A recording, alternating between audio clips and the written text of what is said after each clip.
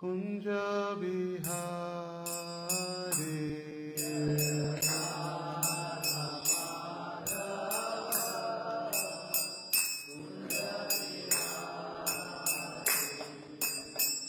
गोपी जन वल्लभ गिरिवरधारी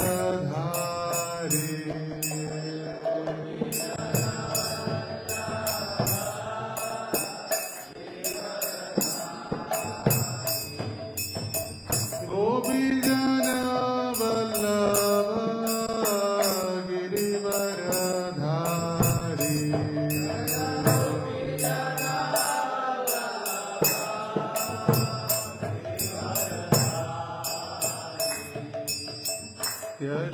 यशोदानंदन व्रज जन रंजन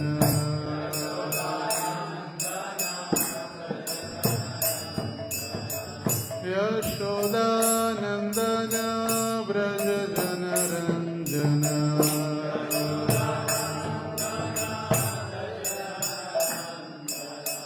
यमुना तीर वनचारी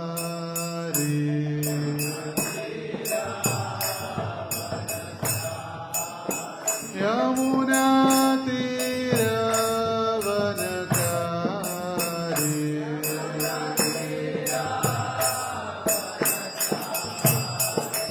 जय राधा माधव कुंज बिहारी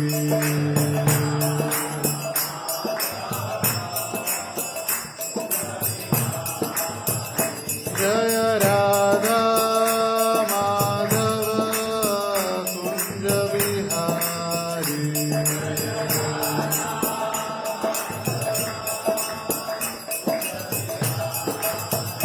जय राधा दामोदर राधा दामोदर राधे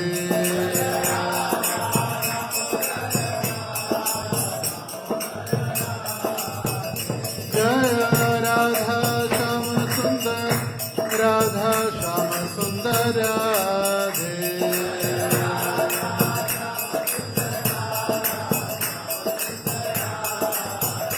जय कृष्ण बलराम कृष्ण बलराम जय कृष्ण बलराम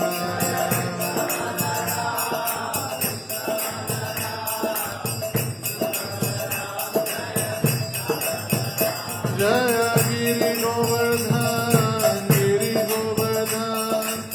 गिरि गोवर्धन जय गिरि गोवर्धन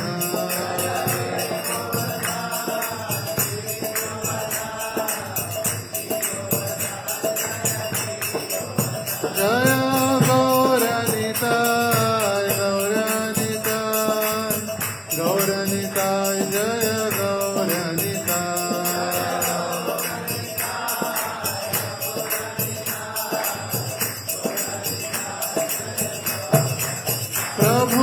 प्रभुपाद प्रभुपाद प्रभुपाद जय प्रभुपाद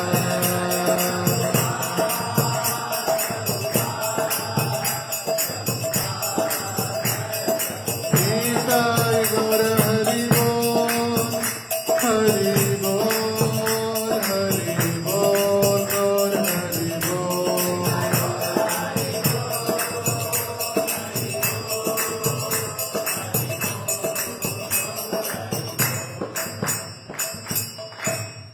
श्री हरिनाम संकीर्तन की जय श्री श्री राधा दामोदर की जय श्री श्री गौर निताय की जय श्री लक्ष्मी नरसिंह देव की जय गिरि गोवर्धन की जय श्री श्री गौर निताय की जय श्रील प्रभुपाद की जय समवेत गौर भक्त वृंद की जय निताय गौर प्रेमानंदे हरे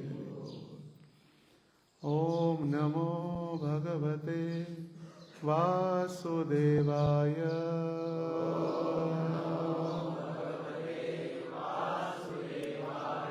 ओम नमो भगवते वासुदेवाय ओम नमो भगवते वासुदेवाय नारायणं नमस्कृत्यं नरं चैव नरोत्तमं देवीं सरस्वतीं व्यासं ततो जयमुदीरये नष्टप्रायेषु भद्रेषु नित्यं भागवत सेवया भगवती उत्तम श्लोके भक्तिर्भवति नैष्टिकीम् कृष्णाय वासुदेवाय देवकी नंदनाय च नंदगोपः कुमाराय गोविंदाय नमो नमः। हरे कृष्ण। सभी भक्तों का स्वागत है आज के इस प्रातःकालीन श्रीमद् भागवत कक्षा में।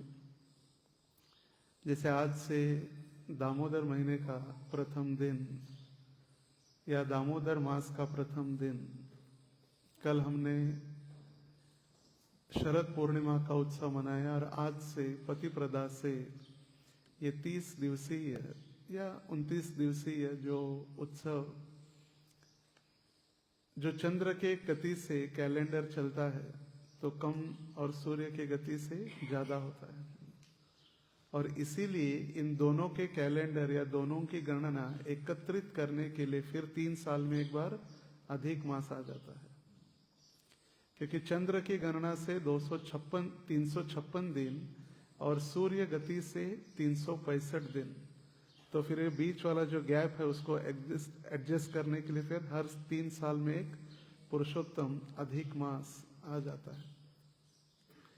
तो फिर आज से आने वाले 5 नवंबर तक, कार्तिक पूर्णिमा तक, ये उत्सव या प्रेम का उत्सव हम कह सकते हैं।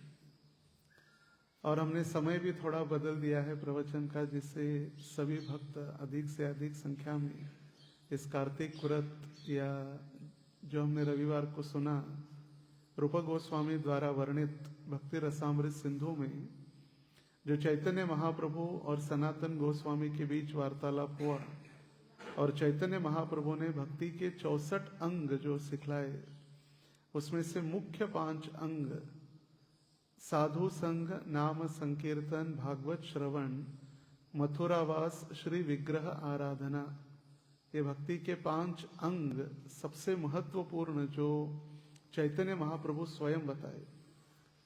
तो भक्तों का संग, साधु संग मतलब जैसे मंगल आरती से लेकर सभी एकत्रित आकर सभी भक्तों के सानिध्य में ये दामोदर व्रत या दामोदर मास या ऊर्जा व्रत का पालन करने का प्रयास कर रहे। फिर नाम संकीर्तन, सभी एकत्रित बैठ के नाम जप भी कर रहे। अभी भागवत श्रवण करेंगे तो फिर तीसरा भी होगा भागवत श्रवण। फिर मथुरावास या धामवास, जब तुलसी महारानी की प्रदक्षिणा होती है तो फिर वृंदावन वास या धामवास भी हो जाता है। और वैसे तो गुरु और गौरांग की कृपा से हम तो धाम में ही हैं, ब्रज धाम में। और फिर 5वां श्री विग्रह आराधना, जब ब्राह्मण पुजारी जब भगवान की आराधना करते हैं, जो फल या बेनिफिट उनको मिल रहा है आरती करके या पूजा करके, देखने वाले को भी या दर्शन करने वाले को भी उतना ही फलश्रुति या फल प्राप्ति होती है। और साथ ही हम जब दीप अर्पण करते हैं या पुष्प अर्पण करते हैं तो विग्रह आराधना भी हो जाती है। और इसीलिए हमने जो समय में परिवर्तन किया, जिससे सभी प्रातः काल में ही ये सारे भक्ति के 5 अंग पूर्ण हो और फिर दिन भर अपने अपने कार्य में व्यस्त हो जाए। जैसे 8 बजे तक यदि हम पूर्ण करें भागवत श्रवण, तो दर्शन लेके फिर 8:15 बजे से अपने अपने कार्यों में फिर प्रसाद लेना है या कार्यालय, कॉलेज इत्यादि हो सकता है। तो राधा दामोदर और यशोदा दामोदर की प्रसन्नता के लिए जो हम प्रयास कर रहे, आशा है कि सभी के आशीर्वाद से या गुरु और कृष्ण की कृपा से ये हम 30 दिन प्राय कर सके। बीच बीच में उत्सव भी होंगे अलग अलग, जैसे ब्रह्मोत्सव है, एकादशी इत्यादि। तो उस दिन थोड़ा फिर उत्सव के समय में थोड़ा हमें कार्यक्रम में बदलाव या थोड़ा चेंज देखते हैं प्राय, मगर प्रारंभ तो हमने किया है और आशा है कि सभी इसका लाभ या इसमें भाग लेंगे। जैसे आज बुधवार होने के कारण संख्या भी अधिक है, छुट्टी पहला दिन और वो भी छुट्टी का दिन है। तो हम प्रयास कर रहे थे कि कार्तिक मास, जैसे हमने अधिक मास में जब विठल मंदिर का जब ब्रह्मोत्सव हुआ, तब हमने गजेंद्र मोक्ष की कथा या गजेंद्र मोक्ष का वर्णन, जो भागवत के अष्टम स्कंद में वर्णन है, किस प्रकार गजेंद्र ने भगवान की शरणागति लेकर भगवत धाम गजेंद्र पहुंच गए। और गजेंद्र से पहले वो मगरमच्छ पहुंच गई, जिसने भगवान के भक्तों के चरणों का आश्रय लिया। जैसे कल भी महाराष्ट्र बता रहे थे संध्या काल में, जो कहता है मैं भगवान का भक्त हूं, भगवान कभी भी उसको स्वीकार नहीं करते। जो उनके भक्तों का भक्त है वो जल्दी फिर प्रगति कर लेता है। फिर पिछले वर्ष हमने भागवत के दशम स्कंद के 13वें अध्याय नल कुबेर और मणिग्रीव की प्रार्थना, इसके ऊपर हमने प्रयास किया कुछ कथा या श्रवण करने के लिए। जब दामोदर लीला हुई और दामोदर ने अपने उखल को लेकर गोकुल में जब वो घिसते हुए लेकर गए, घसीटते हुए, और दोनों पेड़ धड़ाम से गिर गए, और उस दोनों पेड़ों से कुबेर के 2 पुत्र नल कुंवर तथा मणिग्रीव प्रकट हुए, और उन्होंने भगवत धाम या स्वर्ग जाने के पहले भगवान की स्तुति की। और उन स्तुतियों में सबसे महत्वपूर्ण स्तुति, उन्होंने अंतिम स्तुति भगवान का तो वर्णन किया, भगवान आप शक्तिशाली है, आप महत्वपूर्ण हैं, आप ही अजन्मा हैं, आप ही सर्वे सर्वा इत्यादि। मगर सबसे महत्वपूर्ण उन्होंने प्रार्थना की, भगवान जहां भी हमारी आंखें खुले तो भगवान आपके भक्तों का दर्शन हो, आपका नहीं, पहले आपके भक्तों का दर्शन हो। वाणी गुणानुकथने श्रवणो कथायाम, और हमारी जब वाणी का उपयोग हो तो आपकी कथा करने के लिए, और कानों का उपयोग आपकी कथा का श्रवण करने के लिए, और हमारे हाथ और पैर हमारे भगवान आपके भक्तों की और आपकी सेवा के लिए सदैव हो। और हमारी एक ही इच्छा है कि नारद मुनि जैसे भक्तों का संग सानिध्य हमें प्राप्त हो। तो हम इस वर्ष भी सोच रहे थे कि कौन सी कथा या क्या विषय चुना जाए। तो पहले सोच रहे थे कि भक्ति के 64 अंग या फिर अलग अलग स्तुति, फिर प्रहलाद स्तुति, मगर प्रहलाद स्तुति वो फिर रसाभास हो जाता है, क्योंकि कार्तिक ये प्रेम का महीना या भगवान के भक्ति का महीना है। ऐसे नहीं कि नरसिंह भगवान की भक्ति नहीं है, मगर ये वृंदावन की भक्ति, जो भगवान की वेणु माधुरी, लीला माधुरी, रूप माधुरी का वर्णन है। और नरसिंह भगवान का तो फिर उग्र रूप है।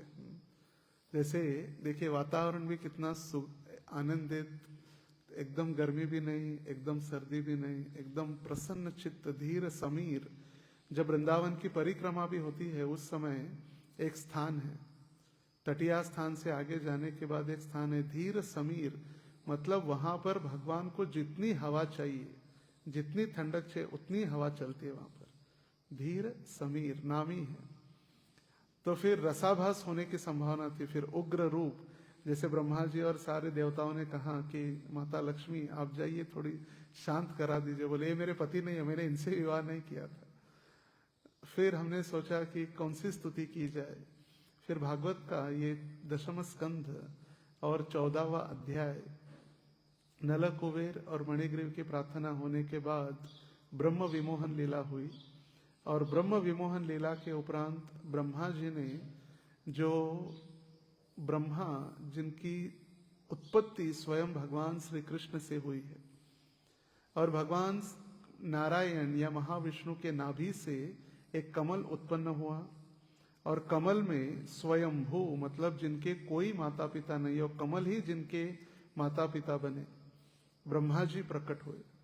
ब्रह्मा जी प्रकट हुए, ब्रह्मा जी ने अपनी शक्ति का संचार या अपनी शक्ति से देखने का प्रयास किया, मगर हर जगह पर अंधेरा ही अंधेरा, अंधकार, हर जगह अंधकार ही अंधकार। तो फिर क्या समझ में नहीं आ रहा था क्या करे। फिर उनको शब्द सुनाई पड़े त प। फिर उन्हें तपस्या की और उनके तपस्या की शक्ति पर या तपस्या पर प्रसन्न होकर साक्षात श्याम सुंदर कृष्ण उनको दर्शन दिए। और ब्रह्मा जी ने भगवान का दर्शन करने के उपरांत सुंदर ऐसे ब्रह्म संहिता नामक प्रार्थना लिखी और पूरा भगवान का धाम से लेकर भगवान का रूप, भगवान की लीला, भगवान का गुण सभी उन्होंने सुंदर रूप से ब्रह्म संहिता में प्रार्थना व्यक्त की है। ब्रह्मा जी की प्रार्थना मतलब ब्रह्म संहिता। जैसे गर्गाचार्य ने जो प्रार्थना की गर्ग संहिता, तो ब्रह्मा जी ने जो प्रार्थना की ब्रह्म संहिता में, जब हर रोज दर्शनार्थी के समय में भी उसमें से 2 श्लोक गाते हैं। कई मंदिरों में भागवतम प्रारंभ होने के पहले और गुरु पूजा के उपरांत वहां पर पुनः पूरी ब्रह्म संहिता गाई जाती है हर रोज। ईश्वर परम कृष्ण जो प्रार्थना है, पूरी प्रार्थना। अभी देखिए ब्रह्मा जी जिनको पता है कि स्वयं भगवान ने ही मुझे तैयार किया है, भगवान के द्वारा मैं प्रकट हुआ हूं, भगवान की तपस्या मैंने की, इसीलिए भगवान ने मुझे दर्शन दिया, भगवान के आदेश से ही मैंने सृष्टि की उत्पत्ति की और भगवान की इच्छा से ही मैं ये कार्य कर रहा हूं। ब्रह्मा कोई व्यक्ति नहीं है, ब्रह्मा ये पद है। इंद्र कोई व्यक्ति नहीं, इंद्र पद है। जैसे माननीय नरेंद्र मोदी एक व्यक्ति अलग है और प्रधानमंत्री पद अलग है। तो इंद्र पद मतलब स्वर्ग के राजा, उनको इंद्र कहा जाता है। जैसे सूर्य एक पद है, विवस्वान या सूर्य नारायण उसके फिर अलग व्यक्ति है। तो उसी प्रकार ब्रह्मा जी उन्होंने इतना सब कुछ किया, भगवान की इच्छा से ही ये सृष्टि की उत्पत्ति की, सब कुछ हुआ। एक दिन जब उन्होंने देखा कि अघासुर का वध हुआ है वृंदावन में, अघासुर नामक जो बहुत बड़ा विशाल सर्प था, और विशाल सर्प की हत्या हुई है। क्योंकि सबसे पहले तो देवी देवताओं को भी चिंता हो गई कि ये बालक छोटे से कृष्ण जो सिर्फ 5 साल के थे, अभी तक गोपाल नहीं बने थे, सिर्फ वत्सपाल थे। वत्सपाल कृष्ण मतलब छोटे बछड़ों को चराने वाले कृष्ण, और अपने मित्रों के साथ एक बहुत बड़ा जो अजगर अघासुर के मुंह के अंदर सारे चले गए खेलते खेलते। आपने देखा होगा लिटिल कृष्णा में कैसे वो कुत्ते कुत्ते अंदर जाते हैं, और वो भी मुंह खोल के, राक्षस मुंह खोल के सोया है, और पूरा जब उसकी जिह्वा के ऊपर जब कूदने लगते हैं उनको लगता है यहाँ पर कोई डांसिंग है, डांस करने के लिए कुछ व्यवस्था की गई है। जैसे अलग अलग फन फेयर में अगर होता ना, आजकल एक नया आया है जंपिंग, बच्चों को छोड़ दिया जाता है, बच्चे कूदते रहते, तो उसकी जिह्वा के ऊपर वो बच्चे कूदने लगे। और जैसे ही सारे बच्चे अंदर गए तो कृष्ण भी उनके पीछे पीछे अंदर गए और उस सर्प ने अपना मुंह बंद कर लिया। और भगवान श्री कृष्ण ने अपनी शक्ति से उस अघासुर का वध या उद्धार कर दिया। सारे बच्चों को भगवान बचा लिए, क्योंकि एक ही है, उनके पास कोई दरगाह या बदकम्मा या यल्लम्मा या ताबीज कुछ नहीं, कुछ भी हो एक ही, त्राही त्राही जब हो जाती है तो पाही पाही कृष्ण, बस एक ही, कोई दूसरा पर्याय या दूसरी विचार भी नहीं। सिर्फ भगवान के भरोसे जो भी बालक कर रहे थे वहां पर उनको पता था कि कृष्ण है, चाहे फिर सांप के मुंह में जाए या पर्वत से आए। जैसे दावानल पूरा वृंदावन जलने लगा और भगवान ने कहा क्या करो, आंख बंद करो और जमीन पर सो जाओ, बस। भागवतम में नहीं, जब आग लगी तब भगवान ने कहा कि आंख बंद करके जमीन पर सोने का प्रयास, आंखें बंद करके जमीन पर सो जाओ। और पूरा जो अग्नि थी भगवान ने पी ली, दावानल पान, और एक नहीं 2 बार, 2 बार भगवान दावानल पान किए वृंदावन कृष्ण लीला में भगवान के प्रभुपाद जी लिखते भी है और सुखदेव गोस्वामी भी ने भी वर्णन किया है। पहली एक बार और फिर पुनः दावानल पार्ट 2, दावानल पान, अग्नि 2 बार लगी थी।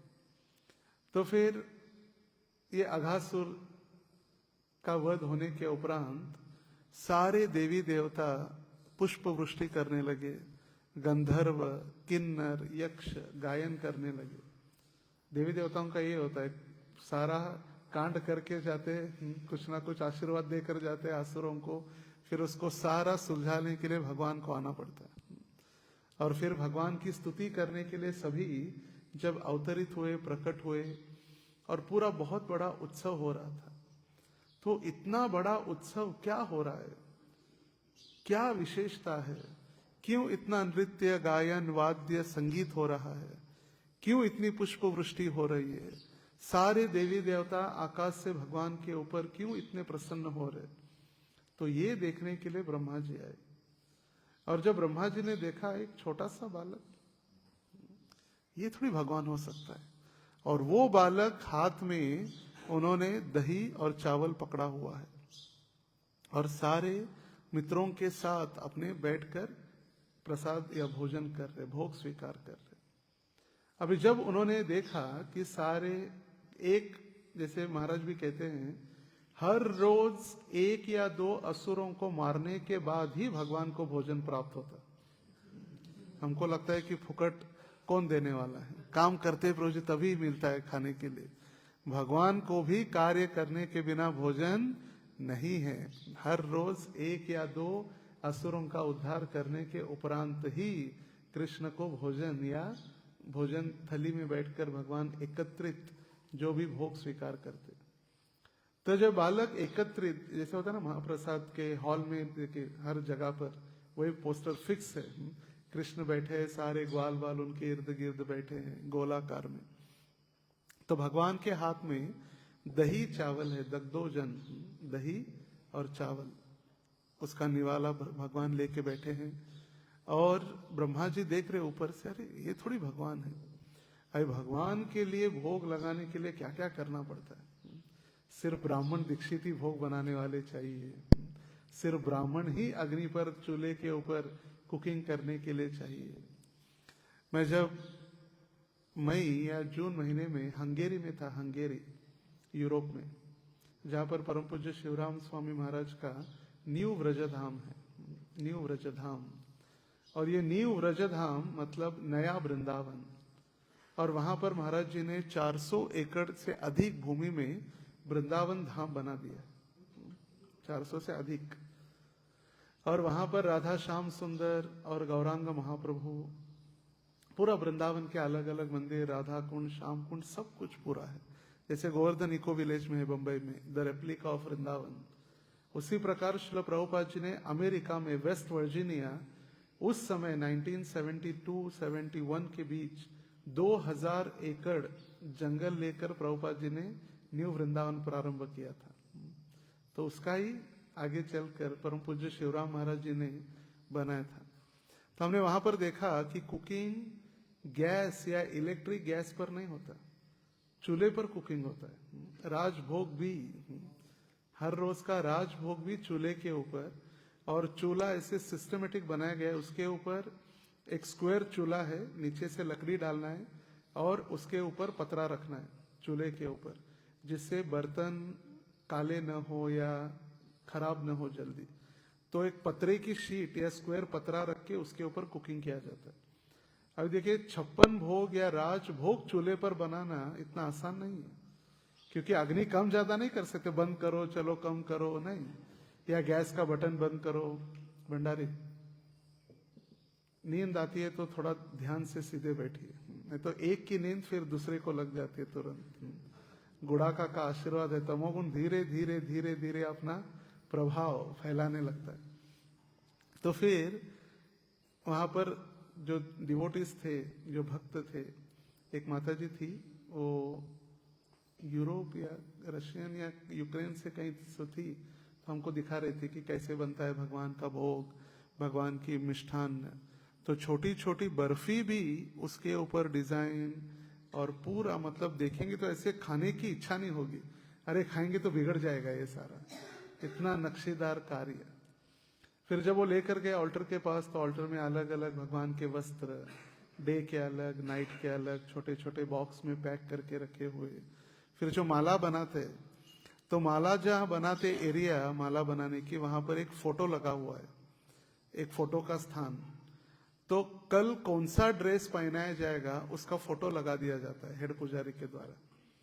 तो फिर जो फूल माला, जैसे हम सुनेंगे इस अध्याय में कि कैसे भगवान पुष्प माला पहनते हैं, ब्रह्मा जी वर्णन कर रहे हैं। ऐसे रेडीमेड फूल या जो होता है ना प्लास्टिक के हट्स बना के उसके में उगाए हुए फूल नहीं, जंगल में कोई भी फूल जो भी माला बना रहे उनको खेती में जाकर फूल एकत्रित करने हैं, वहां पर फोटो लगाया हुआ है, उस फोटो में कैसे फूल अच्छे लगेंगे कल के दर्शन के लिए या कल के ड्रेसिंग के लिए, उसके अनुसार माला बनानी है।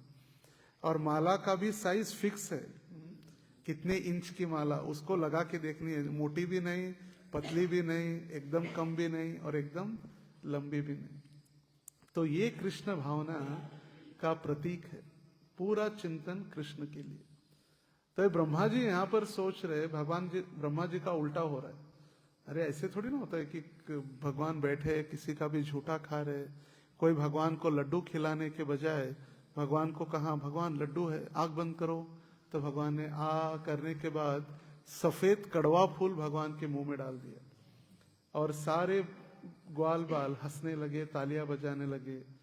जैसे मधुमंगल बगल बजाए आर देय हरि बोल, बगल मतलब ऐसे बजाना, मधुमंगल के पास कला थी, बगल बजाए, तो मधुमंगल बजा के सबको हंसाने लगे। फिर एक ग्वाल बाल जो छाछ पी रहे थे, तो छाछ भगवान को छोड़कर पी रहे, इसीलिए जब उसने छाछ पी लिया और अपने मुंह में रख लिया था छाछ, और जब भगवान देखे तो उसमें हो गया था पूरा, तो भगवान ने उसके गालों पर मुष्टि प्रहार किया, तो उसका जो पिचकारी निकली छाछ की, तो भगवान आ करके पीने लगे। और ये देखकर तो ब्रह्मा जी का एक सिर नहीं, चारों सिर भ्रमित हो गए, बोले इम्पॉसिबल है, भगवान हो ही नहीं सकता। हम देखिए कितना नियम से पालन करते हैं, हमारी थूक न उड़ जाए, हम बालों को कवर करते से बाल न गिर जाए, और यहाँ डायरेक्ट एक सर्वसाधारण बालक के मुख का छाछ एक कृष्ण पी रहे। तो फिर जब देखा ब्रह्मा जी ने, तो भगवान तो अपने ग्वाल बालों के साथ आनंद ले रहे थे भोजन करने में। कोई भक्त, और हर रोज सभी अपना अपना देते, शिदोरी जिसको कहते ना, शिदोरी टिफिन बॉक्स, उसमें से सब देखो कृष्ण मेरे माँ ने ये बनाए, कृष्ण लड्डू है, कृष्ण गुलाब जामुन है, कृष्ण ये है, सारा भगवान को अर्पित कर रहे थे। और भगवान सभी के साथ भोजन का आनंद ले रहे थे। जब सभी भोजन का आनंद ले रहे थे, उस समय भगवान के जो बछड़े थे, वो बछड़े धीरे धीरे चरते चरते वो भी आनंद लेते लेते दूर चले गए। अभी यहाँ पर भी फीस्ट हो रही है और वहां पर भी उनके लिए हरी भरी घास, तो घास खाते खाते धीरे धीरे धीरे धीरे वो दूर चले गए। तब ध्यान में आया कि बछड़े तो है नहीं यहाँ पर, गए कहाँ बछड़े? तो फिर भगवान ने कहा चिंता मत करो, आप लोग भोजन करो, क्योंकि भगवान तो अंतर्यामी है, भगवान को सब पता है क्या होने वाला है, क्या हो रहा है। हम जो करते हैं या करने के पहले सोचते हैं, वो सोचने के पहले भगवान को पता है कि हम क्या सोचने वाले हैं। हम ठाकुर जी को कभी चुना नहीं लगा सकते। ब्रह्मा जी को लगा मैं बहुत बुद्धिमान हूं, मेरे पास 4-4 मुख है, 4-4 मेंदू है मेरे पास, 1-2 नहीं, कितने मेंदू है? 4 दिमाग, 4 दिमाग से मैं कार्य करूंगा। तो बछड़े जैसे गए, तो ब्रह्मा जी ने उनको चुरा लिया, बछड़ों को, और बछड़ों को चुरा के एक गुफा में बंद कर दिया। अभी भगवान एक सर्वसाधारण बालक के समान ढूंढ रहे कि बछड़े कहाँ हैं, बछड़े कहाँ हैं, रो रहे, चिल्ला रहे, बछड़े कहाँ हैं, बछड़े मिल नहीं रहे। और फिर जैसे ही ढूंढ के थक कर वापस आए, यहाँ देखा यहाँ ग्वाल बाल भी सारे गायब है, यहाँ ग्वाल बाल भी नहीं और बछड़े भी नहीं, दोनों गायब। तो फिर भगवान सोचने लगे अभी क्या कर सकते, एक सर्वसाधारण बालक की भूमिका तो निभा रहे। अभी ब्रह्मा जी एक क्षण के लिए ब्रह्म लोक गए थे, एक क्षण एक क्षण के लिए जाकर या घूम कर भी देखा होगा ब्रह्मलोक में, तब तक पृथ्वी पर 1 साल बीत गया। पृथ्वी पर 1 साल, 1 वर्ष बीत गया। जैसे हमारा 6 महीने, हमारे 6 महीने जो है स्वर्ग के 1 दिन होता है, 12 घंटे का सिर्फ दिन, और हमारे 6 महीने स्वर्ग की 1 रात्रि 12 घंटे की। तो हमारा 1 साल मतलब स्वर्ग का 1 दिन, 24 घंटे का 1 दिन। कभी कभी कहा जाता है अक्षय तृतीया, कहीं कहते हैं कि जो मकर संक्रांति के लिए नया साल चालू हो जाता है देवी देवताओं का, तो हमारा 1 साल बीत जाता है देवताओं का सिर्फ 1 दिन 24 घंटे। और हमारा 1 साल तो ब्रह्मलोक में 1 क्षण बीत जाता है, 1 क्षण। मतलब ब्रह्मा जी की कितनी लंबी आयु होगी। उसमें फिर 14 मनवंतर, फिर भगवान के अलग अलग अवतार, फिर उन 14 मनवंतरों में भगवान श्री कृष्ण एक बार सिर्फ 5000 वर्ष पहले। अगर ये लंबी आयु देखी जाए तो हम बहुत सौभाग्यशाली कि हमारे नजदीक सिर्फ 5000, करोड़ों करोड़ों वर्षों के सामने 5000 कुछ नहीं है। यदि किसी के पास करोड़ रुपए है, 1 करोड़, और उससे हमने 1 रुपए मांगा, बोले ठीक है ले ले भाई, 1 करोड़, 1 करोड़ है मेरे पास, 1 से क्या फर्क पड़ना है। और 5000 कृष्ण और चैतन्य महाप्रभु सिर्फ 536 वर्ष।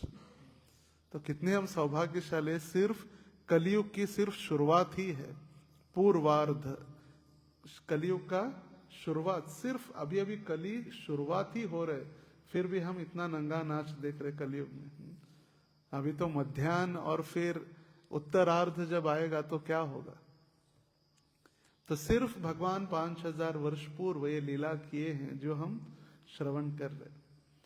तो 5 साल के कृष्ण थे, तो 1 साल बीतने के बाद कितने हो जाएंगे, 6 वर्ष। तो अभी 1 साल बीत चुका है, और भगवान श्री कृष्ण के स्वरूप, क्योंकि जब बछड़े और ग्वाल बाल चोरी हो गए तो भगवान श्री कृष्ण को चिंता हुई कि अभी क्या होगा। अभी किसी को देखो बच्चा अपना गायब हो गया, या बच्चा 10 मिनट लेट भी आता है तो माता पिता परेशान हो जाते हैं, अरे कहाँ हो गया, गिर गया, कॉलेज गया था, 4 बजे का समय, 6 बजे आया नहीं, चिंता होने लगती है कैसे गया, क्या हुआ, फोन करना। और बछड़े तो अभी गायब है और ग्वाल बाल भी गायब है, तो कितनी चिंता माता पिता को होगी। इसीलिए भगवान श्री कृष्ण अपने विस्तारित स्वरूप सारे बछड़े बन गए और ग्वाल बाल बन गए। अभी एक भगवान इच्छा इसमें पूरी कर रहे सारे गोपियों की, जो सारी गोपियां प्रार्थना करती थी हर रोज कि भगवान श्री कृष्ण हमारे स्तनों का पयपान करे, कृष्ण हमारे हाथों में, हमारे गोदी में आए।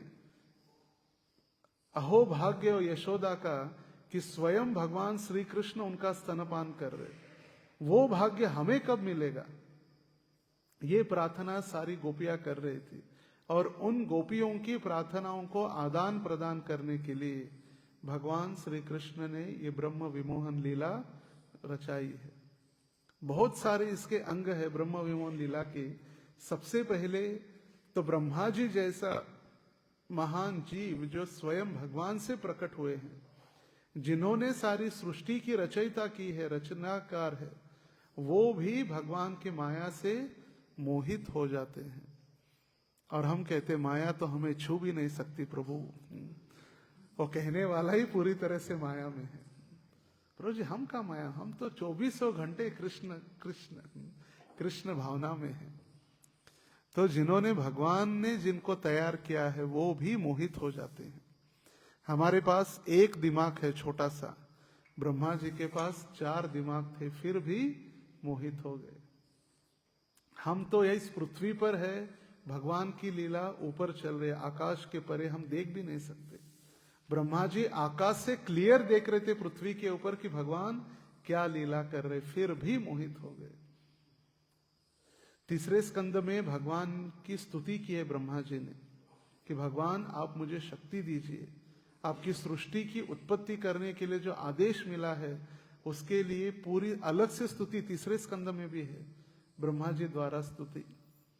और फिर भी ब्रह्मा जी मोहित होकर, तो भगवान दिखला रहे कि कोई भी व्यक्ति माया के अधीन आकर मोहित हो सकता है, नंबर 1। नंबर 2, भगवान की लीलाओं को देखकर बुद्धिमान व्यक्ति भी भ्रमित हो सकता है। भगवान की लीलाओं को देखकर वो सर्वसाधारण नहीं है। भगवान की लीला ऐसी लीलाएं हैं जो बड़ा बड़ा बुद्धिमान व्यक्ति भी, तार्किक भी, जिसको पूरा शास्त्रों का ज्ञान भी है, वो भी भ्रमित हो जाता है। तो ब्रह्मा जी ने जब देख सारे बछड़े वगैरह गए, चुरा लिए, छुपा दिए, 1 साल बाद जब आए तो ब्रह्मा जी को आश्चर्य होने लगा, अरे ये 1 साल बीत चुका है पृथ्वी के ऊपर और ये बालक अभी अपने अपने घरों में जाकर बता रहे। बालक घर में जाके बताते थे हर रोज, मम्मी मम्मी क्या हुआ पता है आज? आज कृष्ण ने ऐसे असुर को मारा, आज हम एक अजगर के मुंह के अंदर गए और कृष्ण ने अजगर का पेट फाड़ दिया। ब्रह्मा जी और भ्रमित हो गए, ये तो पिछले साल 1 साल बीत गया है, ये आज क्यों बता रहे? जिस दिन ये लीला हुई वो था बलराम जयंती का दिन, बलराम पूर्णिमा या रक्षाबंधन, अगस्त श्रावण की पूर्णिमा। और पूर्णिमा के दिन ये हुआ तो रोहिणी ने कहा बलराम जी को कि आज आपका बर्थडे है, जन्मोत्सव, आज आप जंगल में बछड़े चराने नहीं जाएंगे, आज घर पे रहो, छुट्टी, आज स्कूल नहीं, कॉलेज नहीं, जॉब नहीं, छुट्टी, आज बर्थडे, तो घर में रहो, अभिषेक करना है। और नंद बाबा और यशोदा के जो आराध्य विग्रह नरसिम्ह देव, जो गिरिराज की परिक्रमा जब हम करते हैं वहां पर है नरसिम्ह देव, जो नंद महाराज उनके भाई पर्जन्य महाराज उनके पिता के परंपरागत जिनकी आराधना करते थे, आज भी उनका दर्शन हो सकता है। और कई इस्कॉन के भक्तों ने एकत्रित आकर जो मंदिर टूटा था उसको अच्छे से मंदिर बना के पूरा रिनोवेट भी किया है। गोवर्धन परिक्रमा में हम जाते हैं, जब दान घाटी से आगे होकर गोविंद कुंड से आगे जब हम परिक्रमा टर्न लेते हैं, जो गोवर्धन पूछ के समान है, तो जब हम टर्न लेते तो टर्न लेने के पहले गोविंद कुंड से आगे और टर्न लेने के पहले वहां पर नरसिम्ह देव का मंदिर है। तो रोहिणी ने कहा कि आप आज छुट्टी ले लो, और बलराम जी नहीं गए, इसीलिए उस दिन गड़बड़ हो गई। बलराम जी होते तो पता चलता क्या हो रहा है। तो 1 साल बीतने के बाद जब पुनः 1 साल पूर्ण हो गया, ब्रह्मा जी का कितना हो गया था? 1 क्षण, और पृथ्वी का 1 साल। जब बलराम जी ने देखा कि आज अभी तो भगवान वत्सपाल है और बछड़े चर रहे हैं, बछड़े गोवर्धन पर्वत के नीचे चरते थे और गायों को गोवर्धन पर्वत के ऊपर जाने की अनुमति थी। ये कितना सिस्टमेटिक है काम। भगवान की लीला ऐसी नहीं है, सारा कितना आचार्यों ने कितना डिटेल दिया है। हम पढ़ते नहीं, सुनते नहीं, बात अलग है, मगर कौन कहता है कि भगवान नहीं है या भगवान की लीला सारी काल्पनिक है? बछड़े कहाँ चर रहे थे, गाय कहाँ चर रही थी, ये सारा वर्णन है। तो जब बलराम जी ने देखा कि ऐसे कभी हुआ नहीं है कि सुबह सुबह प्रातः काल जब गाय चरने का समय, गाय तो दूध अपने बछड़ों को शाम को पिलाती थी वापस गौशाला जाने के बाद, अभी तो दिन का समय है, सारी गाय अपने बछड़ों को देखकर ऐसी भागते आ रही है कि कभी देखा ही नहीं है, और ऐसे भागते आ रही है कि उनके पैर गोवर्धन पर्वत से नीचे फिसल रहे हैं, और फिसलते फिसलते गाय आ रही है नीचे, जैसे घसरगुंडी के ऊपर गिरते हैं ना ऐसे नीचे। और इतना प्रेम अपने बछड़ों के प्रति हो रहा है कि उनका स्तनों से अपने आप दूध प्रवाहित हो रहा है। तो ये तो कुछ गड़बड़ लग रहा है, इतना ऐसे तो कभी होता नहीं। हर रोज तो अपने बछड़ों को देखती है गाय, दूध पिलाती है संध्या काल के समय में, ये तो क्या है क्या? तो फिर बलराम जी ने कृष्ण को पूछा, भाई क्या है, दाल काली है या पूरा क्या गड़बड़ क्या है? दाल में काला है या पूरी दाल ही काली है? तो फिर भगवान कहे कि ऐसे ऐसे 1 साल पहले ब्रह्मा जी ने सारी बछड़े और ग्वाल बालों को चुरा के रखा था। तो बलराम जी को भी पता चला। तो ये सब जब ब्रह्मा जी ने देखा कि ये सारे बछड़े और सारे ग्वाल बाल ये स्वयं भगवान कृष्ण के परमात्मा स्वरूप है चतुर्भुज, क्योंकि उसने देखा कि ग्वाल बाल बछड़े भी है, गाय बछड़े चर भी रहे, इधर गुफा में जो छुपा के रखे थे वहां पर भी दो दो कैसे हो सकते, एक जगह पर होनी चाहिए, दो दो कैसे हो सकते। फिर इनको अपने गलती का एहसास हुआ और ब्रह्मा जी अभी आकर भगवान की स्तुति करने के लिए, अभी कांड तो हुआ है, अभी फिर क्षमा मांगना तो पड़ेगा, क्योंकि मालिक है अंततो गत्वा ईश्वरः परमः कृष्ण सच्चिदानंद विग्रह। उन्होंने ही लिखा है, उन्होंने ही प्रार्थना की कि सबसे मालिक, सबसे बड़े मालिक तो आप ही है, और उनके प्रति अपराध हुआ है, तो इस अपराध से कैसे मुक्त हुआ जाए। तो देखिए कितना सुंदर भगवान की लीला है। एक तीर दो निशान नहीं, एक तीर बहुत निशान चलते भगवान के। यहाँ पर गायों की भी इच्छा पूर्ण की, क्योंकि गाय की भी इच्छा हुआ करती थी। गौचारण लीला जो प्रसिद्ध गौचारण लीला है, उस गौचारण लीला में भगवान गायों को कैसे चराते थे, या भगवान की गाय चराने की लीला, उनको कहा गया है गौचारण लीला। भगवान की लीलाओं के दो प्रकार है, नित्य लीला, नैमित्तिक लीला। नित्य लीला मतलब हर रोज जो चलती रहती है, नैमित्तिक मतलब कभी कभी। ये गौचारण लीला, माखन चोरली लीला, गोपियों के वस्त्र हरण लीला, ये गोलोक धाम में भी चलते रहती है। जब भगवान इस भूमि के वृंदावन पर आते हैं, भौम वृंदावन में, तभी असुरों को मारने की जो लीला है उसको कहा गया है नैमित्तिक लीला। अघासुर को मारना, बकासुर मारना, पूतना, ये गोलोक धाम में नहीं है कोई असुर। इस वृंदावन के पृथ्वी के ऊपर जो वृंदावन है वहां पर ये लीला होती है, और उनको कहा गया है नैमित्तिक। नित्य और नैमित्तिक, नित्य मतलब हर रोज। तो गौचारण लीला जो नित्य लीला है भगवान की, कितने प्रकार की गाय है, उनका रंग कौन सा है, कौन से रंग की कितनी गाय है, सारा वर्णन आचार्यों ने दिया है। उनके नाम क्या थे, जैसे हमने कल सुन रहे थे कि बांसुरी बजाते ही सारी गाय दौड़ दौड़ कर आती थी। और एक भगवान के पास जो बैल का सिंग होता है बजाने के लिए, पुंगी या जो भी कहते हैं उसको,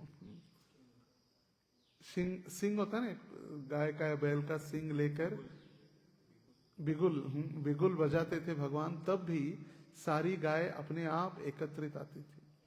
और भगवान ऐसे लगता था कि प्राय मानो भगवान उनका ही नाम ले रहे। सरस्वती, गंगा, सुरभि, और जैसे एक एक गाय आती,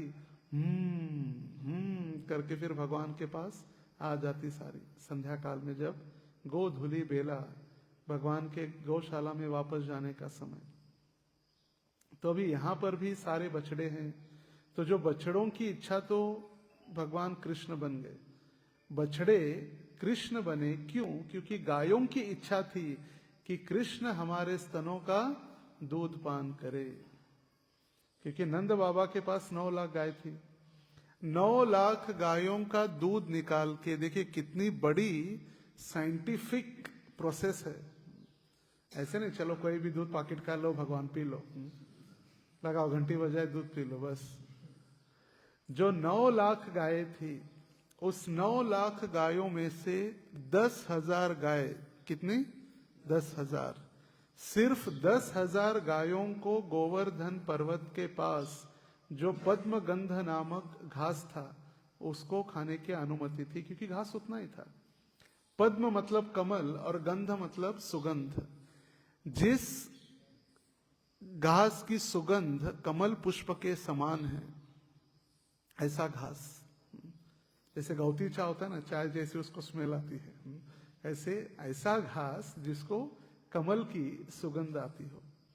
तो फिर वो जो गाय 10,000 गाय, वो पद्मगंध नामक घास चरती थी। शाम को संध्या काल में गौशाला में आने के बाद उन 10,000 गायों का दूध निकाल के 1,000 गायों को पिलाया जाता था। कितने गायों को? 1,000। ध्यान से सुनिए प्रोसेस। उन 1000 गायों का दूध निकाल के 100 गायों को पिलाया जाता था।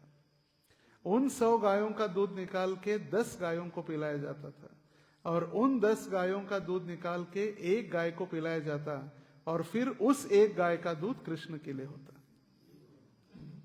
और वो दूध दिवाली के दिन चूल्हे से नीचे गिर रहा था, इसीलिए यशोदा को उठना पड़ा। अभी जिनके घर में 9 लाख गाय, उनके घर में दूध के लिए डेयरी जाने की आवश्यकता नहीं है। अरे भाई आधा लीटर दूध दे दो, नहीं, या 1 लीटर दूध चूल्हे में गिर भी जाता तो क्या फर्क पड़ रहा है। जिनके पास 9 लाख, इसीलिए तो भगवान का जो अहम भाव या भगवान का अभिमान, भगवान के जो ईगो हर्ट हो गया। अरे मेरे बाप के पास 9 लाख गाय हैं, और ये इतने से दूध के लिए कोई मेरी इज्जत है कि नहीं? भगवान स्वयं भगवान मैं हूं और मुझे नीचे उतार दिया। इसको मुझसे ज्यादा प्रेम वो इस 1 लीटर दूध के लिए। इसीलिए भगवान ने सारा फिर युद्ध छेड़ दिया, घर में तोड़ फोड़, सारे मटके फोड़ना, दूध दही इत्यादि सब तोड़ फोड़। तो देखिए कितना प्रेम से जो प्रोसेस बनाया गया। तो बाकी के गायों की इच्छा पूर्ण कब होगी कि कृष्ण हमारा स्तनपान करे या हमारा दूध पान करे? तो इसीलिए बछड़े कृष्ण बने, असंख्य बछड़े बने, हर गाय की इच्छा उन्होंने पूर्ण की। और दूसरी गोपियों की इच्छा, जो सौभाग्य सिर्फ यशोदा को प्राप्त होता था स्तनपान कराने का, वो गोपियों की इच्छा भी भगवान ने ग्वाल बाल बनकर, और सिर्फ एक बार नहीं, 1 साल मतलब 365 दिन भगवान गोपियों का दूध पी रहे थे। अगर एक बार पीते तो 365 बार हो जाता, कभी 2 बार, कभी 3 बार पी लेते तो फिर अनगिनत बार। सारे गोपियों की भी इच्छा। देखिए हम सिर्फ इच्छा करना बाकी है, वो कैसे पूर्ण करनी है भगवान के पास है। जैसे ब्रह्मा जी ने भी वरदान दिया हिरण्यकश्यप को, भाई जो चाहिए, हाँ यस यस यस, तथास्तु तथास्तु तथास्तु। मगर उसको पूरा ध्यान रखते हुए भी भगवान ने फिर नरसिंह रूप प्रकट किया।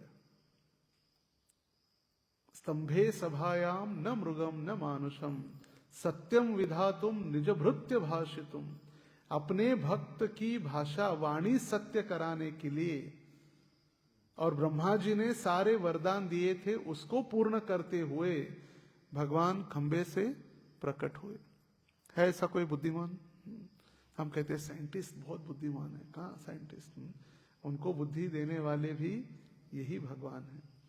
तो किसकी किसकी इच्छा पूर्ण हुई? सबसे पहले ब्रह्मा जी का मोह भगवान ने चूर कर दिया। उनका घमंड, ज्ञान का जो घमंड था वो नष्ट कर दिया। गोपियों का इच्छा जो थी स्तनपान कराने की, वो पूर्ण कर दी। गायों की जो इच्छा थी बछड़ों को, कृष्ण रूपी बछड़े को दूध पिलाने की, वो इच्छा उन्होंने पूर्ण कर दी। और ये सारा होने के बाद अभी ब्रह्मा जी अपने सत्य लोक से, ब्रह्म लोक से उतरकर हाथ जोड़कर अभी नीचे आए। क्योंकि व्यक्ति जब गलती करता है तभी वो नम्र बनने का प्रयास होता है, और गलती नहीं होती तो अपने आप को स्वयं अभिमानी महसूस करता है। देखो मैं इतना बड़ा भक्त हूं। मगर कभी कभी परम पूज्य भक्ति रसायन महाराज सिखाते थे, हमारी गलती न होते हुए भी हमें स्वीकार करना मतलब नम्रता का लक्षण है। कभी कभी मान लो गलती हमने नहीं की है, हमारे ऊपर आरोप लग गया, और आरोप लगने के बाद हमने बहुत अथक प्रयास किया कि उस आरोप से हम कैसे छूट सकते हैं। मैंने किया नहीं, हम सारे एविडेंस, प्रूफ, साक्षी सब खड़ा करके हम सिद्ध कर देते हैं कि देखो मैंने गलती नहीं की थी, ये सिर्फ आरोप था, ये व्यक्ति आरोपी है। क्या होगा? हमारा अहंकार बढ़ेगा, हमारा अभिमान बढ़ेगा, और हम दुनिया के सामने दिखाना चाहेंगे कि देखो मैं कितना श्रेष्ठ हूं और ये व्यक्ति तुच्छ है। अहम भाव बढ़ेगा।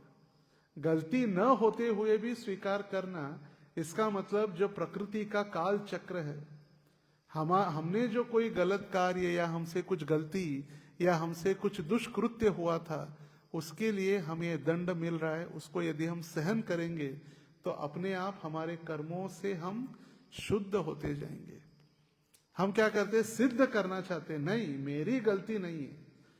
इससे हम और कर्मों की गति को चालू रखते हैं और मिटती नहीं है गति, बंद नहीं होती। जब हम सहन करते हैं तो चक्र है काल चक्र बंद हो जाता है और मुक्त हो जाते हैं। तो प्रश्न आ सकता है, प्रभु जी मेरी तो गलती नहीं थी, गलती तो उसकी थी, फिर उसको क्या दंड? उसको दंड देने वाला निसर्ग है, भगवान की प्रकृति उसको दंड देती है, हम नहीं देते। हम दंड दिए बिना अगर हम शांत रह जाते हैं तो हम हृदय से शुद्ध हो जाएंगे, हमारा जो कर्म है वो मिट जाएगा, काल चक्र के गणित से हम मुक्त हो जाएंगे और भगवान के चरणों में रति उत्पन्न होगी।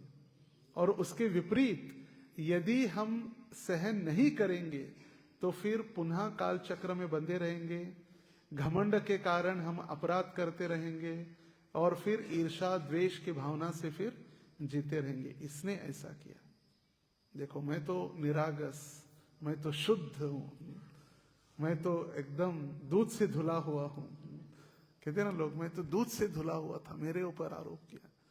मगर यदि हम सिर्फ सहन करेंगे तो फिर मुक्त हो जाएंगे। इस गति से अगर हम गए तो 6 महीने लगेंगे हमको सिर्फ ये ब्रह्म स्तुति का पाठ करने के लिए। तो अध्याय क्रमांक 14, इस अध्याय का जो सार क्या है वो लिखा है यहां पर। इस अध्याय में ब्रह्मा जी द्वारा नंद नंदन भगवान श्री कृष्ण की स्तुति का वर्णन हुआ है।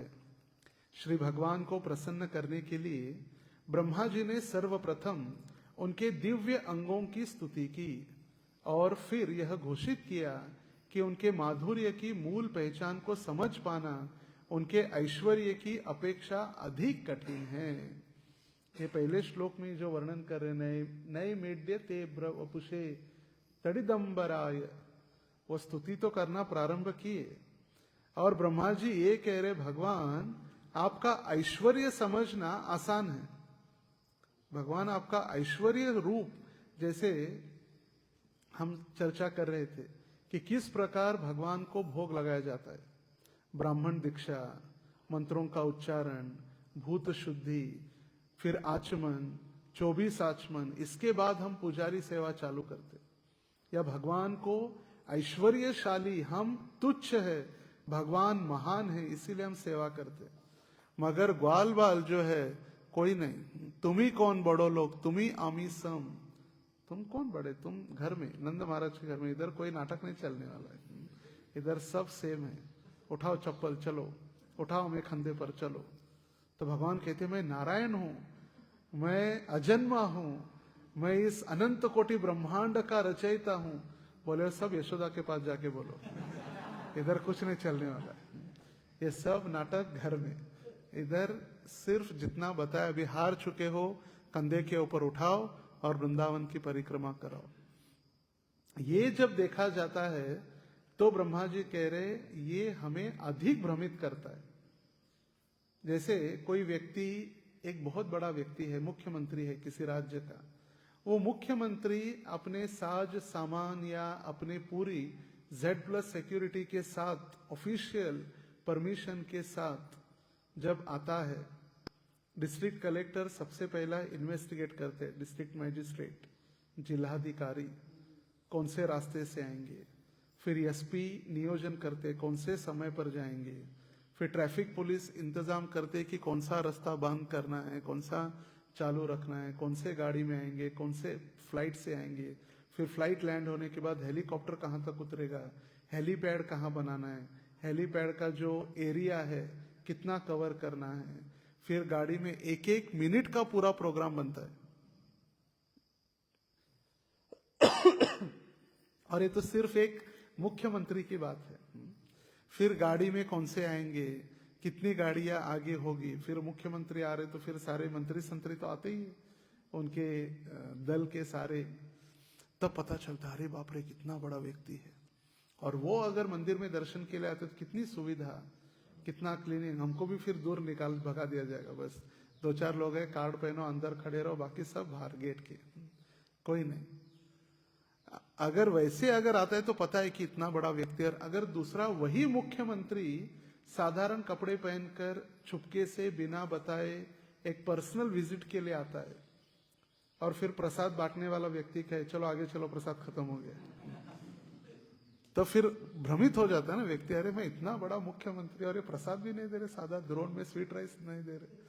अगर मैं वही मेरे साथ सामग्री में आता तो बड़े बड़े मिठाई के डब्बे दिए जाते, बड़ी फ्रेम, दामोदर का फोटो ले लो, फोटो निकालो, मुख्यमंत्र्यांचा दौरा सोलापूर जिल्ह्यात, अगर वही मुख्यमंत्री छुपके से आए तो यही ब्रह्मा जी कह रहे आपका ऐश्वर्य समझ पाना आसान है, मगर आपकी ये लीला, ब्रज की लीला बहुत कठिन है। माधुर्य की मूल पहचान को समझ पाना उनके ऐश्वर्य की अपेक्षा अधिक कठिन है। जैसे वर्णन है, जब सारी गोपियां भगवान की लिए प्रार्थना करती कि भगवान आए, हमारे घर में भी कभी चोरी करे, हमने भी माखन बना के रखा है, सिर्फ यशोदा के घर में क्यों, हमारे घर में भी आए, हमारे भी घर में माखन खाए। और इसीलिए गोपियां सारा माखन तैयार करके रखती, उनके बच्चों के लिए नहीं, कृष्ण के लिए, कि कृष्ण आए और माखन खाए। तो भगवान चलो उनकी भी इच्छा पूरी करने के लिए भी डायरेक्ट तो नहीं जा सकते, तो फिर चोर बनकर उनके घर में जाते। माखन चोर, चौराग्र गण्यम पुरुषम नमामि। सारे चोरों में हमको लगता है हम चित्त चोर, दिल चुरा लिया, ये सब गानों में होता है। भगवान जब चुरा लेते तो हम कहीं के नहीं रहते। फिर वो वस्त्र हो, चित्त हो, माखन हो, सब कुछ चुराने में सबसे श्रेष्ठ है। तो प्रभावती नामक गोपी, उसकी जब इच्छा थी कि कृष्ण मेरे घर में आए और माखन चोरी करे, तो पूरा रखा, पूरा सीखे के ऊपर रखा और दरवाजे खुले रखे। तो उस दिन जब कृष्ण आए चोरी करने के लिए, तो मधुमंगल ये ब्राह्मण है, बाकी सारे मित्र वैश्य है। कृषि गो रक्षा वाणिज्यम वैश्य कर्म स्वभावजम। भगवत गीता के भगवान कहे भगवत गीता में कि जो कृषि मतलब खेती करना, गो रक्षा और वाणिज्य मतलब व्यापार, बार्टर सिस्टम होती थी पहले, आप चावल लो हमें गेहूं दो, आप गेहूं लो हमें बाजरा दो, ऐसे पहले तो करेंसी थी नहीं। तो व्यापार, कृषि, गोरक्षा और व्यापार। मगर मधुमंगल से ब्राह्मण था।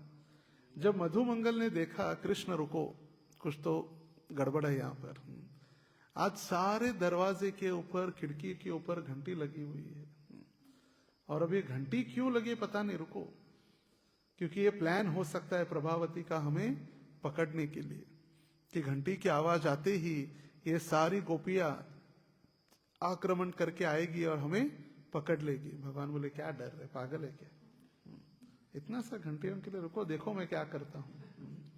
तो फिर भगवान ने बोला घंटियों के देवता प्रकट हो। सभी अलग अलग जीव या जितनी भी हम भगवान की सेवा में उपयोगिता करते हैं वस्तु, वो एक एक देवता है। जब भी देखिए पूजा होती है या गृह प्रवेश, कोई भी एक वैदिक सभ्यता के अनुसार पूजा होती है, सबसे पहले घंटी की पूजा होती है, घंटी के देवता की अक्षता, चंदन, पुष्प इत्यादि। फिर दीप प्रज्वलन के पहले समय की पूजा होती है, दीप की पूजा। फिर ऐसे सारी पूजा होती है। तो दीप भी और ये घंटी भी देवता है, जैसे हरि नाम प्रभु है।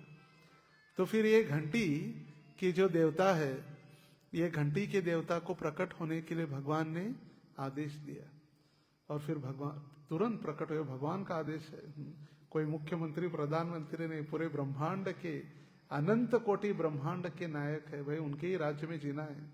तो तुरंत प्रकट हो गए। तो प्रकट हुए तो भगवान ने कहा देखो अभी मैं मेरे मित्रों के साथ अंदर जा रहा हूं और माखन चोरी करने वाला हूं, आपको बजना नहीं है। अगर आप बजेंगे तो फिर आपके कान के नीचे बजेगा, आप बजे तो फिर आपको बजना होगा। तो फिर मधुमंगल ने कहा रुको एक बार चेक करते, फिर घंटी बजाई तो बजी नहीं, बोले ठीक है चलो अंदर।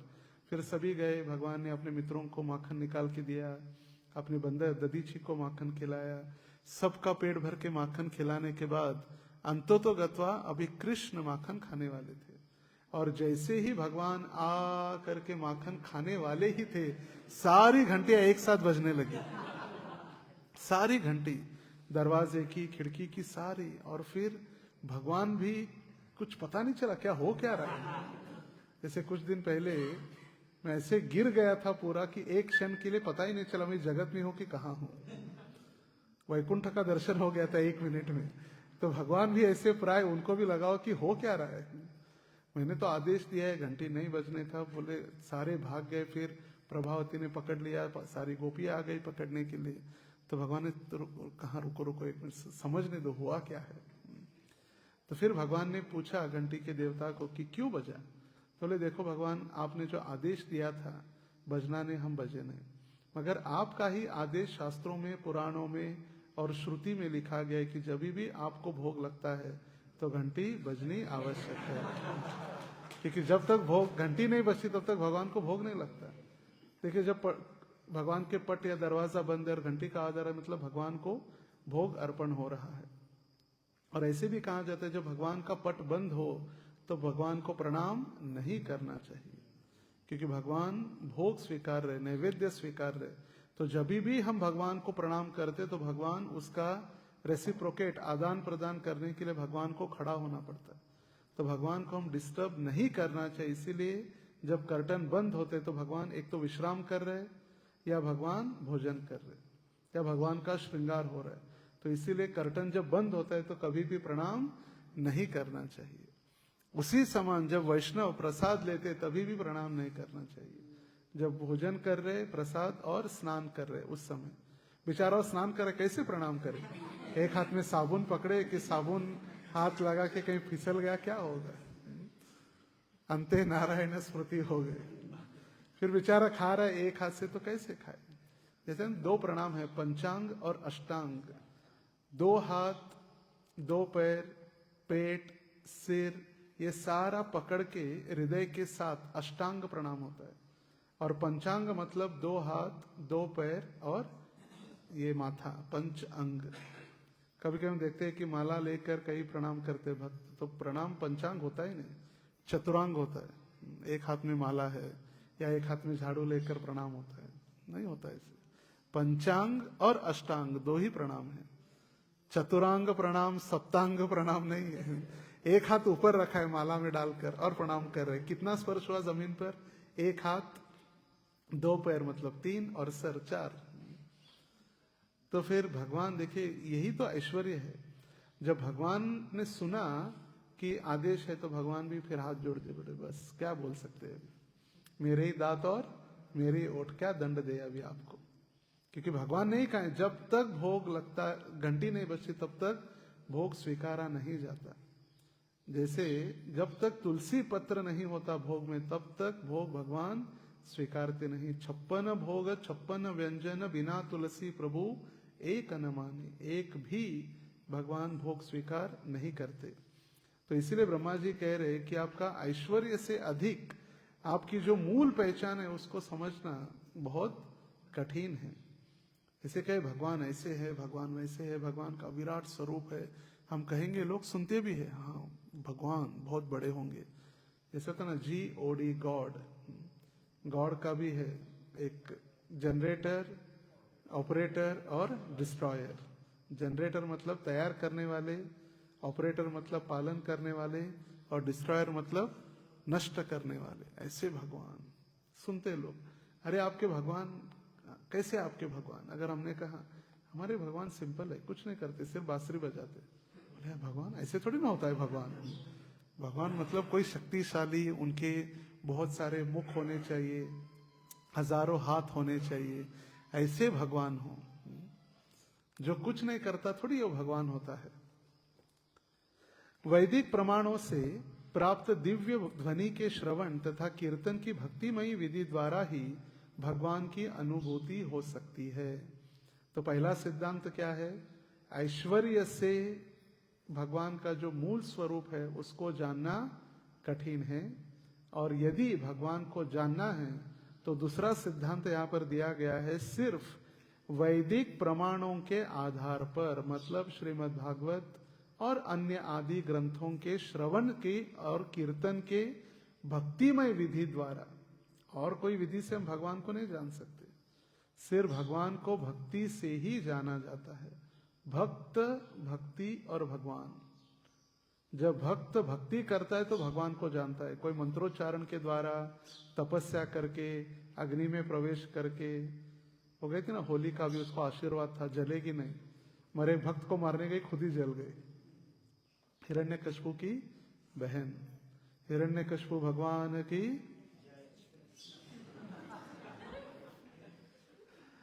हम देख रहे थे कौन ध्यान से सुन रहा है। वैदिक प्रमाण के अतिरिक्त अन्य कोई विधियों से ईश्वर की अनुभूति करने का प्रयास निरर्थक है। तीसरा सिद्धांत कि जो वैदिक प्रमाण या वैदिक ग्रंथों में बताया भक्ति का जो मार्ग है, जिसमें नवविधा भक्ति आती है, वो छोड़कर यदि हम कुछ करने का प्रयास कर रहे तो सारा निरर्थक है। जैसे हम देख रहे थे अभी, हम चप्पल नहीं पहनेंगे, हम ये नहीं करेंगे, हम 9 दिन पूरा दिन रात इकट्ठा करके खाएंगे नहीं, भोजन नहीं करेंगे, उल्टा लटकेंगे, पानी के नीचे जाएंगे, कुछ नहीं होने वाला। भगवान प्रकट होने वाले नहीं है। भगवान को एक ही आकर्षित करती है, वो है शुद्ध भक्ति। और इसीलिए रूप गोस्वामी भक्ति रसामृत सिंधु के पहले अध्याय में ही शुद्ध भक्ति के 6 लक्षणों का वर्णन किया, और उसमें एक है श्री कृष्ण आकर्षिणी सह। भगवान को आकर्षित यदि करना है तो वो है शुद्ध भक्ति। असीम आध्यात्मिक गुणों के आगार श्री भगवान का रहस्य अचिंत्य है। इसे समझ पाना निर्विशेष ब्रह्म से अधिक कठिन है। केवल भगवत कृपा से ही उनके यश को समझा जा सकता है। चौथा सिद्धांत, मायावादी या भगवान का जो दिव्य प्रकाश है उसको समझ पाना तो आसान है, क्योंकि जब कहते हैं भगवान निराकार है, भगवान ब्रह्म ज्योति है, भगवान का इतना अनगिनत प्रकाश है, तो लोगों को लगता है जहां चमत्कार वहां नमस्कार। मगर भगवान को जानना उससे अधिक कठिन है। केवल पांचवा सिद्धांत, सिर्फ भगवत कृपा से ही। भगवत कृपा मतलब 2 लोगों की कृपा, एक तो भगवान की कृपा और भगवत भक्तों की कृपा, दोनों को मिलकर भगवत कृपा कहा गया है। भगवत कृपा से ही उनके यश को समझा जा सकता है। अतः अंत में इसकी अनुभूति होने पर ब्रह्मा जी ने अपने कार्यों की बारंबार भर्त्सना की और यह स्वीकार किया कि ब्रह्मांड के परम आश्रय भगवान श्री कृष्ण ही उनके अपने पिता आदि नारायण हैं। इस तरह ब्रह्मा जी ने श्री भगवान से क्षमा याचना की। उनको अपने कार्यों पर भर्त्सना मतलब धिक्कार होने लगा, कितना मूर्ख हूं मैं, 4 दिमाग होकर भी मेरा दिमाग नहीं है। 4 दिमाग भगवान ने दिए, फिर भी मेरे पास दिमाग की या बुद्धि की कमी है, क्योंकि मैंने क्या किया, भगवान को ही सर्वसाधारण समझकर उनके ऊपर मैंने गलत कार्य या उनको टेस्ट करने का प्रयास किया। जैसे कहा जाता है, देखो भाई ये सर्प है, ये सर्प बहुत जहरीला है, इसका विष हमें मार सकता है। फिर भी कोई बुद्धिमान व्यक्ति कहेगा नहीं, मुझे टेस्ट करके देखना है कैसा है, कड़वा है कि मीठा है। अगर वो सोचेगा टेस्ट करना है तो फिर मरेगा। तो सब कुछ ज्ञात होते हुए भी मैंने ऐसा कार्य किया, धिक्कार है मेरे ऊपर। जैसे मृदंग बजता ना, धिक्तान धिक्तान धिगेतान कथयंतश्च मृदंग। मृदंग बजता ना, धिक्तान धिक्तान, वो कह रहा धिक्कार है, धिक्कार है, धिक्कार है ऐसे लोगों का जो भगवान के चरणों में या भगवान की भक्ति में नहीं आते हैं, धिक्कार है। और वही ऐसी भर्त्सना, धिक्कार स्वयं ब्रह्मा जी को लग रहा है। तत्पश्चात ब्रह्मा जी ने श्री भगवान की अचिंत्य ऐश्वर्य का गुणगान किया, और जिन जिन बातों में ब्रह्मा जी तथा शिव श्री विष्णु से भिन्न हैं, जिन जिन कारणों से भगवान देवताओं, पशुओं इत्यादि की योनियों में जन्म लेते हैं, जिस प्रकार से भगवान सनातन लीलाएं करते हैं, उन सब का तथा भौतिक जगत की नश्वरता आदि का उन्होंने वर्णन किया। अभी पता चल गई गलती, तो उनको पता चला कि वही गलती तो हो गई, अभी स्तुति करना होगा। तब उनको ज्ञात हुआ कि यही भगवान है। कभी वराह रूप पशु में जन्म लेते हैं, कभी राम बनकर मनुष्यों में जन्म लेते हैं, कभी मीन अवतार लेकर जलचरों में अवतार लेते हैं, कभी भगवान कोई भी अवतार लेते हैं। अब देखिए, वराह रूप मतलब शूकर रूप, शुकर मतलब सुअर। सुअर को कोई देखना भी नहीं चाहता, सूंघना तो दूर की बात, क्योंकि सुअर गंदगी में रहता है। मगर भगवान ने उचित कार्य के लिए उचित अवतार लिया। भगवान ने ये नहीं सोचा कि मुझे लोग कहेंगे। अगर हम किसी को कहे डुक्कर, अच्छा लगेगा उसको? अरे डुक्कर, तू, तेरा बाप, तेरा खानदान डुक्कर। मगर हम भक्त लोग भगवान की स्तुति करते, केशव धृता शूकर रूपा जय जगदीश हरे, जय जगदीश हरे, जय जगदीश हरे। और उसमें भगवान आनंद ले रहे। केशव धृता शूकर रूपा। श्री भगवान को जान लेने पर जीवात्मा भव बंधन से मोक्ष प्राप्त कर सकता है। नेक्स्ट सिद्धांत 7वां। सिर्फ भगवान को हम जानते हैं तभी हम मुक्त हो जाएंगे। भगवान दर्शन दे या न दे वो सेकेंडरी। सिर्फ भगवान की शक्ति या भगवान को जान लेते तभी हम इस भौतिक संसार से मुक्त हो सकते हैं। जैसे भगवान कहे ना, जन्म कर्म च मे दिव्यम यो जानाति तत्वतः। तत्वतः हम जब भगवान को जान लेते तो फिर पुनरावृत्ति इस संसार में आने की आवश्यकता नहीं है। श्री भगवान कृष्ण के साकार रूप को भ्रामक मानकर मूर्ख लोग श्री भगवान के चरण कमलों को छोड़कर परमात्मा की अन्यत्र खोज करते हैं, किंतु उनकी व्यर्थ की यह खोज उनकी मूर्खता का स्पष्ट प्रमाण है। श्री भगवान की कृपा के बिना उनके सत्य को समझने का कोई उपाय है ही नहीं। जब तक भगवान की कृपा नहीं होगी तब तक उनको समझ नहीं सकते। देखिए, भगवान का साकार रूप है, फिर भी कितने सारे लोग मायावादी, शून्यवादी जाकर कहीं लाइट पर ध्यान कर रहे, कोई अंधेरे पर ध्यान कर रहे। मैं कितने सारों पर जगह पर गया, अंधेरा होता है, एक कहीं दिया चलता है, बोले ध्यान करो दिए के ऊपर। बोला माला, बोले माला अंदर नहीं लेके जा सकते, डिस्टर्ब होगा। फिर कैसा ध्यान? भगवान का यज्ञानाम जप यज्ञोस्मि। यदि यज्ञ करना है तो फिर जप यज्ञ मैं हूं।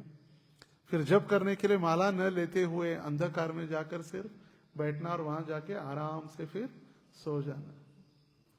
अभी आश्चर्य की बात है, ये तो मायावादियों की गणना या तुलना प्रभुपाद जी कर रहे। हमने देखा है भक्तों के जीवन में आरती गाते हुए, करताल बजाते हुए सो जाते। तो अंधेरे में जाकर ध्यान करना तो दूर की बात है। माइक सिस्टम है, इतने बड़े स्पीकर चल रहे, करताल है, मृदंग है, पीछे गा रहे, करताल बजाते बजाते सो जाते।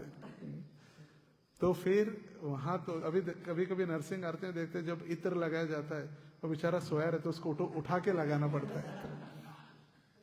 हम एक स्थान पर थे, एक भक्त फोन पर बात कर रहे थे और रात्रि का समय था, सभी बातें कर रहे थे। वो भी फोन पर बात कर रहे थे अपने परिवार के साथ, और परिवार के साथ फोन पर बातें करते करते खर्राटे की आवाज आने लगी। फोन चालू है, ऐसे भी नहीं कि फोन बंद किया है, फोन चल रहा है फिर भी सो रहे।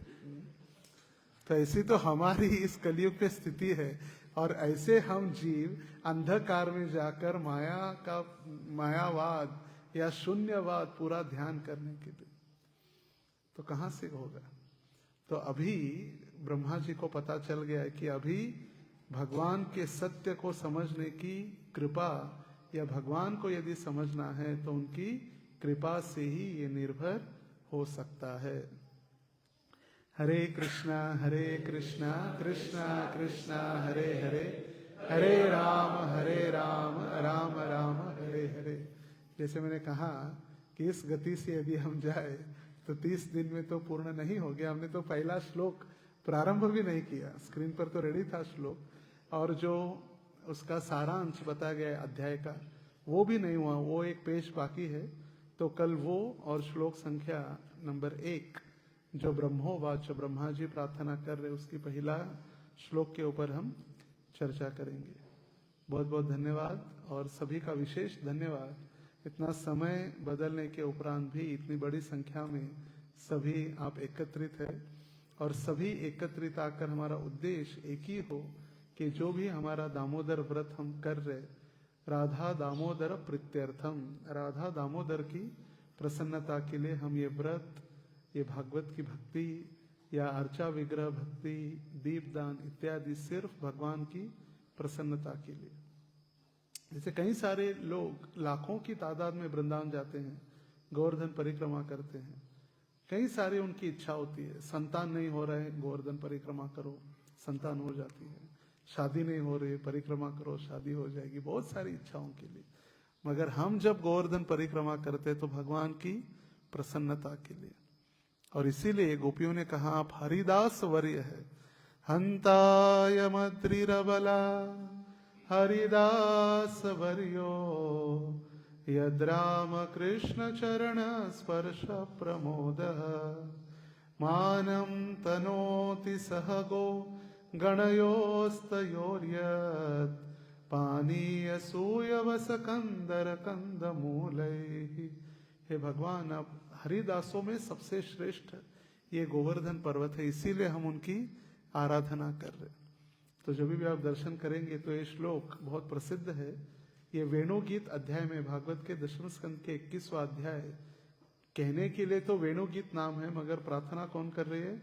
गोपियां ही कर रही है। तो एक महीना गिरिराज भी हमें दर्शन देने के लिए प्रकट हुए हैं।